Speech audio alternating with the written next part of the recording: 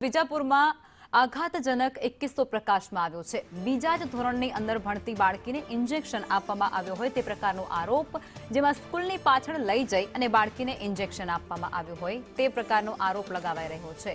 Injection આપનાર છોકરાઓની બાળકીએ ઓળખ કરી હોવાનો પણ અહીં દાવો થઈ રહ્યો છે સ્થાનિકો દ્વારા।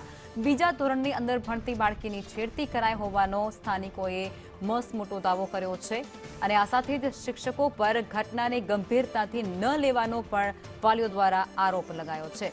કોણે અને કયું ઇન્જેક્શન આપ્યું છે તે દિશામાં અત્યારે પોલીસ તપાસ કરી રહી છે। પોલીસ શાળાની આસપાસના તમામ જે સીસીટીવી છે તેની તપાસ કરી રહી છે।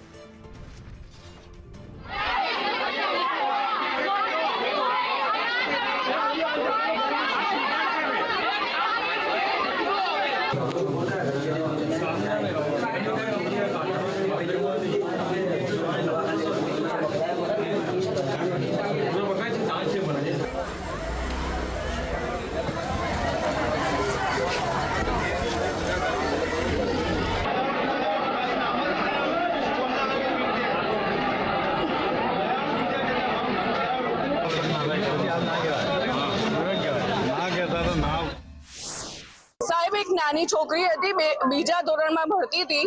એને કાલે બે છોકરાઓ પકડીને લઈ ગયા અને ઇન્જેક્શન આપી દીધું અને ઇન્જેક્શન આપ્યા પછી ઘરે આવીને છોકરીએ કીધું કે મને સ્કૂલમાંથી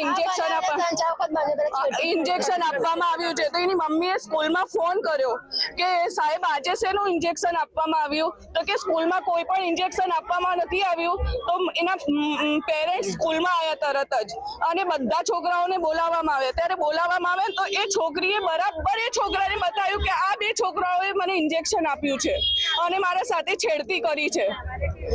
તો અમારી માંગ એ છે કે અમે તો આ સ્કૂલના અંદર સાહેબો અને મેડમોને ગુરુ માનીને બચ્ચાઓને મોકલીએ છીએ કે અમારું બાળક સેફ છે, કે ગુરુના પાસે બાળક જશે ને એક માતા પિતાના પાસે બાળક હશે તો સેફ હશે। તો આજે આ સાહેબોએ અને અમારા મેડમોએ વિશ્વાસ તોડ્યો છે।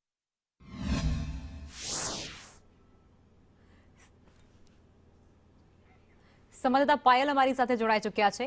પાયલ, એક ઘટના પ્રકાશમાં આવી છે જેમાં બીજા જ ધોરણની અંદર ભણતી બાળકીને ઇન્જેક્શન આપવામાં આવ્યું હોય તે પ્રકારના આક્ષેપ વાલીઓ દ્વારા થઈ રહ્યા છે અને ત્યારબાદ આક્રોશ પણ વાલીઓમાં ભારોભાર છે।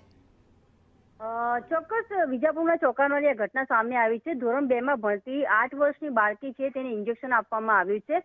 અજાણ્યા શખ્સો તેને સ્કૂલની પાછળ લઈ ગયા હતા અને ઇન્જેક્શન આપ્યું હોવાનું અત્યારે હાલ તો સામે આવ્યું છે। જ્યારે જે બાળકી છે તેના ખભેથી કોઈના હાથ ઉપર જે કહી શકાય એટલા ભાગમાં ઇન્જેક્શન આપવાનું એ બાળકીએ જણાવ્યું હતું। જ્યારે વિજાપુરની એક સ્કૂલમાં ભણતી આ બાળકી સાથેની ઘટના બની છે।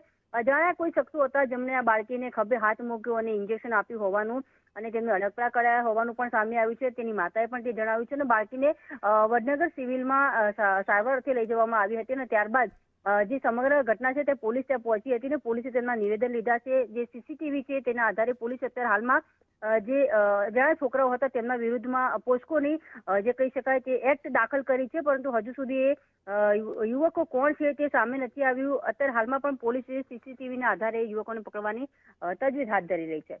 જી આભાર પાયલ।